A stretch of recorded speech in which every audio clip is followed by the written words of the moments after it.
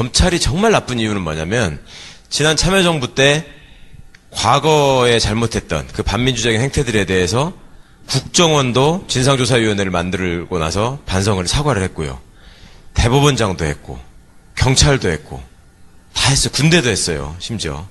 근데 유일하게 진상조사위원회도 안 만들고 사과도 안 한 데가 검찰이었단 말이죠. 그래서 나중에 제 책에도 잠깐 그게 나옵니다만 내부적으로 물어봤어. 너네는 도대체 왜 사과를 안 하는 거냐라고 기자들이 물어봤단 말이에요. 그럼 뭐라 했는 줄 아십니까? 이 사람들은 아니 우리가 한 게 아니고 마지막 결론은 억울한 사람 죄인 만든 거는 법원이 한 거고 그 다음에 억울한 사람 저기로 해서 간첩으로 만들어 온 거는 중앙정보부나 안기부나 경찰이 고문해가지고 만들어 온 거고 우리는 중간에서 토스하는 역할만 했는데 하다 보면은 우리가 경찰도 비판해야 되고 중정도 비판해야 되고 법원도 비판해야 되고 하니 우리만 할 게 뭐 그렇게 없더라 이런 식의 얘기를 했단 말이에요. 그러니까 얼마나 비겁하고 나쁜 겁니까? 그러니까 그런 상황들이 벌어지다 보니까 현재까지 이어지는 이상한 짓이 뭐가 있냐면 지금 말씀한 것처럼 예전에 잘못했던 그런 사건들이 이제 고문 사실이 밝혀지고 또 진상이 규명되고 재심이 받아들여지고 해가지고 하면은 거기서 끝나는 게 아니라 이제 이문정 검사라고 많이 들어보셨겠지만 그 재심 사건에 가서 무죄를 구형하려고 하니까 못하게 하고 그러니까 오죽하면 검사가 법정에 들어가가지고 문 잠궈 놓고 하고 자기 들어가고 끄집어 내갈까봐 그렇게 한 일도 있었고 그 다음에 항소 상고를 계속 거듭해가지고 그 당사자들을 계속 그것 때문에 신경 쓰게 만들고 그 다음에 더 기가 막힌 거는 그런 일들은 그래도 국민들이 많이 알고 있어가지고 거기에 대해서 여론이 비판이라도 하고 거기 눈치 보는 척이라도 하죠. 그냥 일반적인 재정신청 사건이 있어요. 재정신청 사건이라는 건 뭐냐면 내가 고소를 했는데 검찰이 수사도 제대로 하지 않고 그냥 무혐의 결정을 하고 불기소를 해. 그러면 이걸 다시 해달라, 다시 확인해달라라고 검찰 내부에다가 고등검찰청에다가 다시 한번 하는 검찰 항고제도라고 하는데요. 이게 고소인만, 내가 피해자인 사건에서만 할 수 있는데 검찰 항고도 안 받아들여지면 내가 피해자가 아닌 사건의 경우에는 대검에다가 재항고를 하는 거고 근데 그거는 검찰은 다 한통 속이니까 하나만 할 거 아니에요.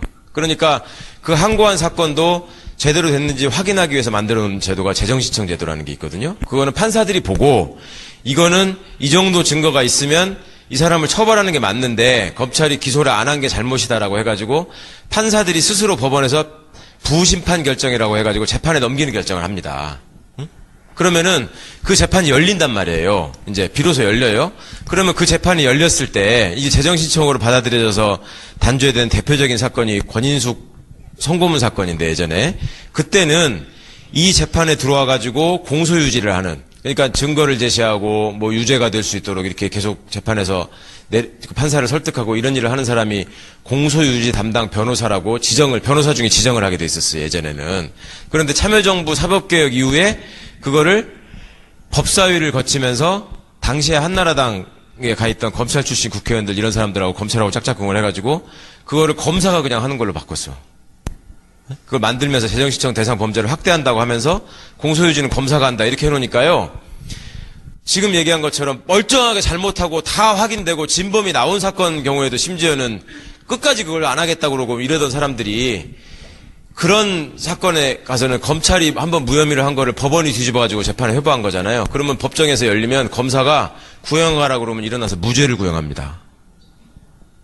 피고인에게 무죄를 선고해 주시기 바랍니다. 이래요.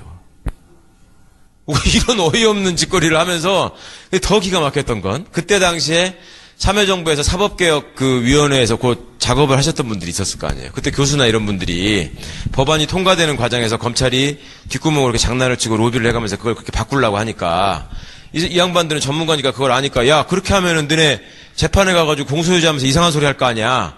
그러니까 얘들이 뭐라 그랬냐면 그래도 저희가 검사인데 검사가 법을 하는 사람들이 법원에서 이거는 죄가 있다고 해가지고 하면은 저희가 그걸 유죄로 만들기 위해서 최선을 다하지 우리가 어떻게 그거를 죄가 없다고 하겠습니까? 검사를 그렇게 못 믿으시고 불신을 하니까 우리도 억울한 점이 있는 거 아닙니까? 라고 얘기를 하면서 그 법안을 끝끝내 관철시켰던 집단이에요, 이게. 근데 그러고 나서 계속 번번이 지금 무죄 구형을 하고 있거든. 그러니까 이런 거에 대해서는 지금 시민들이 잘 모르고 있다는 것을 이용해가지고 검찰총장의 반성 대상도 아니야. 지금 유일하게 한마디 한 거는 앞으로 재심 사건에서 항소 상고를 남발하는 건 하지 않겠다. 뭐 이런 식의 얘기 정도 했거든요.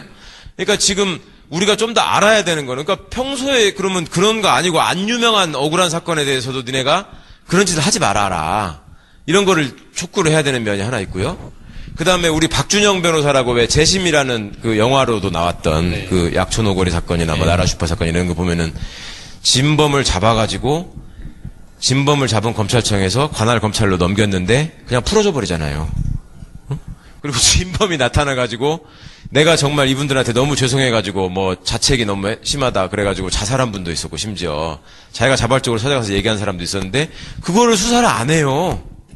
어? 그러니까 이 사람들은 진실에 관심이 있는 게 아니라 어떻게 하면 이 조직을 보호하고 유지하느냐에만 관심이 있었던 거예요. 그러다가 지금 이 꼴이 난 거거든요.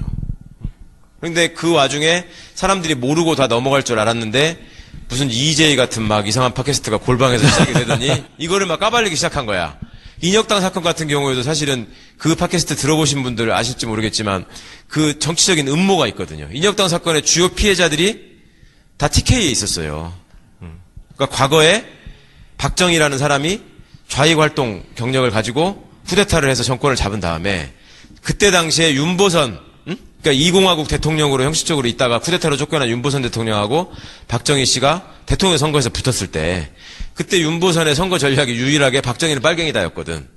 그러니까 이 사람이 그게 일종의 트라우마가 돼가지고 그걸 극복하는 방법으로 생각했던 게 과거에 우리 이 작가 그 방송하시다 보면 안동이 옛날에 수많은 독립운동가들을 배출했고 대구는 동방의 모스크바라고 했던 아주 그 사회주의가 뿌리가 깊고 사회주의 독립운동의 일종의 성지 같은 데였는데 그거를 뿌리를 뽑아야 되겠다고 생각을 한 거예요. 그래서 예전에 지금 손 의원님보다도 연배가 더 한 10살, 20살 높으신 그 대구분, 경북분들을 만나면 당시에 인혁당 사건으로 희생된 분들, 뭐 도혜종, 하재환, 뭐 여러분들 계시거든요. 그분들 이름을 기억을 해요, 전부 다. 그래서 그걸 어떻게 기억하냐고 내가 물어봤어. 우리 뭐 친구 아버지 이런 분들인데 물어봤더니 당시에 그 지역에서 정말로 천재라고 유명했던 사람들이래. 이 사람들이 이 지역의 인재가 될 것이다. 라고 그때만 해도 사람들이 이렇게 많지 않기 때문에 소문이 나잖아요.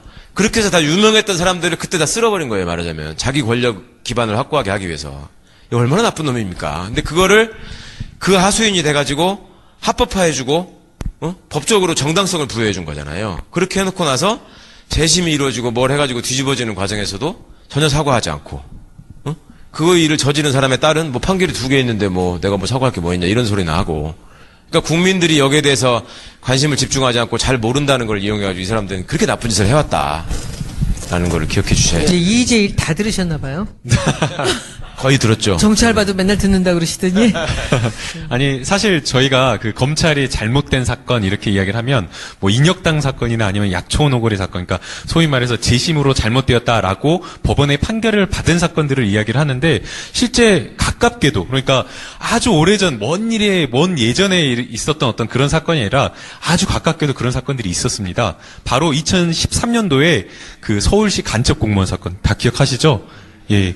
사실 이 간첩 공무원 그 사건, 뭐 간첩 공무원이 아니었죠. 유성 씨라고 하시는 이분이 서울시의 그냥 계약직 그 복지를 담당하는 공무원인데 탈북해서 한국에 들어와서 굉장히 성실하게 활동을 하셨어요. 그러니까 본인도 탈북자지만 본인보다 더 어려운 사람들을 돕고 그게 뭐 탈북자인지 탈북자 아닌지 상관없이 우리나라에 와서 마치 우리나라 사람들도 하지 못하는 그런 일을 하면서 정말 적극적으로 열심히 사시는 청년이었는데 이분이 가끔 중국에 나가시는 일이 있었어요. 근데 그 가끔 나갈 이유가 본인만 지금 한국에 들어와 있었던 거고 본인의 가족들은 또 뭐 중국에 동생은 중국에 있었고 또 어머니는 또 북한에 남겨져 있었던 상황이기 때문에 사실상 이렇게 한 번씩 중국에 나갔다 올 수밖에 없는 상황이었어요. 그러면 오빠가 한국에 들어와 있으면 당연히 할 수 있는 게 뭘까요? 중국에 있는 동생을 데려오려고 하는 것밖에 없는 거잖아요. 그래서 틈틈이 정말 안 쓰고 돈도 안 쓰고 해가지고 어떻게든 중국에 있는 동생을 데려오려고 해서 한국에 데려왔어요. 데려오자마자 그 당시에 우리 국정원에서 한 게 바로 간첩을 만들어낸 거였어요. 사실 그 당시에 유우성 씨가 간첩 활동을 했다라는 증거가 전혀 없었는데 기소가 됐거든요. 그 기소의 결정적인 증거가 바로 이 동생이 제주도로 들어와서 합동신문센터에 들어와서 했던 진술인 거예요. 그래서 이제 제가 그때 당시에 이제 그 유가려 씨를 접견을 하러 갔었는데, 합동신문태자를 실제 찾아갔었는데, 이게 내비에도 안 나오고 해서 어렵게 찾아갔는데, 접견을 안 시켜주는 거예요. 그러니까, 누구라도 변호인의 조력을 받을 권리가 있는데, 안 만나게 해주는 거예요. 아니, 왜 안 만나게 해주냐? 아니, 여동생이 뭔가 진술을 했다라고 하고, 그것이 결정적으로 이 유우성 씨를 기소하는 내용이 됐다라고 한다면, 우리가 만나야 되는 거 아니냐. 그 사람이 유가려 씨 같은 경우는 전혀 뭐 범죄자도 아니고 간첩도 아닌데 왜 안 됐느냐? 라고 하는데 절대 허용을 안 하는 거예요. 결국에 이제 나중에 그 접견 불허에 대한 그 손해배상 청구를 저희 변호인들이 소송을 해서 승소를 했는데, 그 당시에 검찰의 일관된 입장은 이 유가려 씨의 진술이 있다라는 거였고, 그 다음에 국정원에서 그 당시에 출입국 기록, 그러니까 유우성 씨가 북한에 들어갔다라 나왔다라는 약간 그것을 정황적으로 입증할 수 있는 출입국 기록을 조작한 그것이었죠. 그래서 이것에 대한 것도 사실상 공판 과정에서 문제가 제기되었다라고 한다면, 그러니까 이 유우성 씨를 유죄 입증하는데 매우 핵심적인 유가려 씨의 진술이 사실상 국정원에 의한 강압에 의한 진술이었기 때문에 다 허위다라는 게 밝혀졌어요.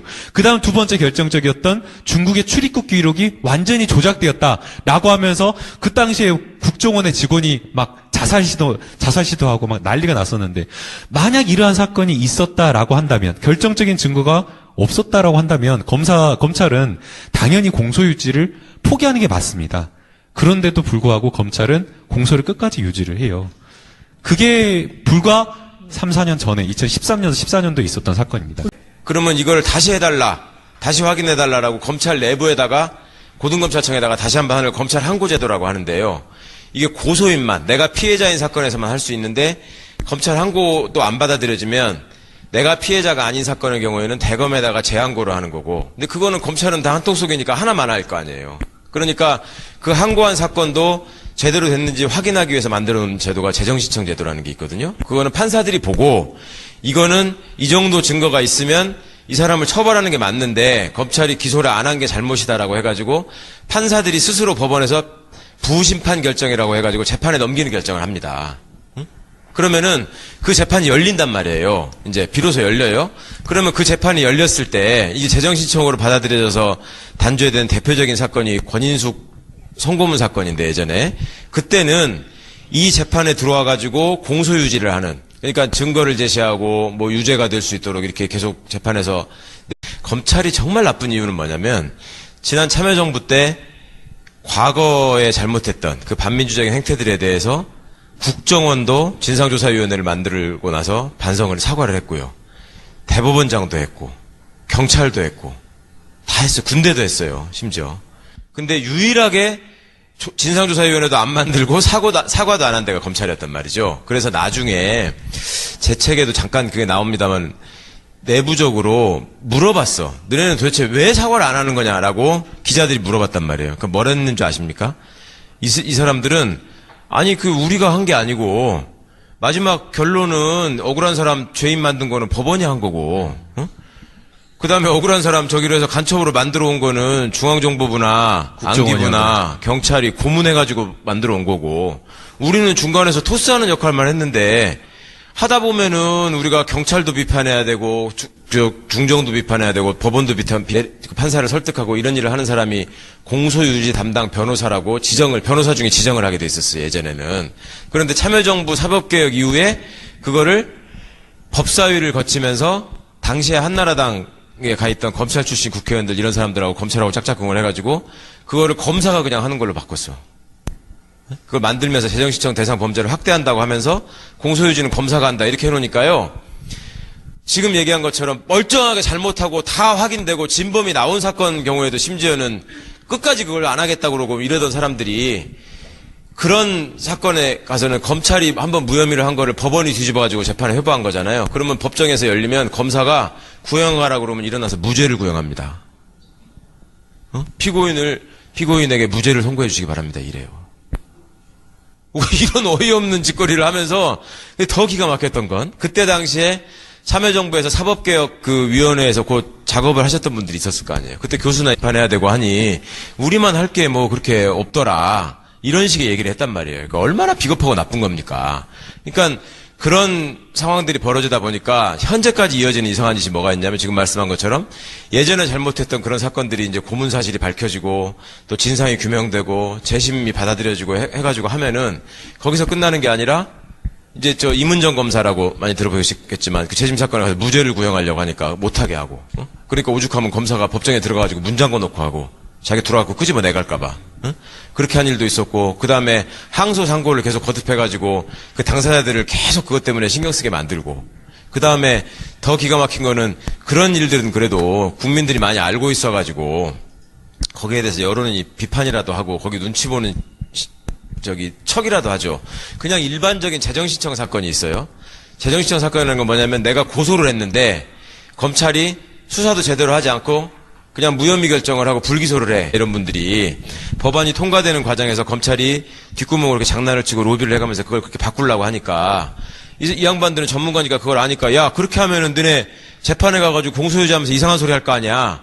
그러니까 얘들이 뭐라고 그랬냐면 그래도 저희가 검사인데 검사가 법을 하는 사람들이 법원에서 이거는 죄가 있다고 해가지고 하면은 저희가 그걸 죄로 유죄로 만들기 위해서 최선을 다하지 우리가 어떻게 그거를 죄가 없다고 하겠습니까? 검사를 그렇게 못 믿으시고 불신을 하니까 우리도 억울한 점이 있는 거 아닙니까? 라고 얘기를 하면서 그 법안을 끝끝내 관철시켰던 집단이에요, 이게. 근데 그러고 나서 계속 번번이 지금 무죄 구형을 하고 있거든.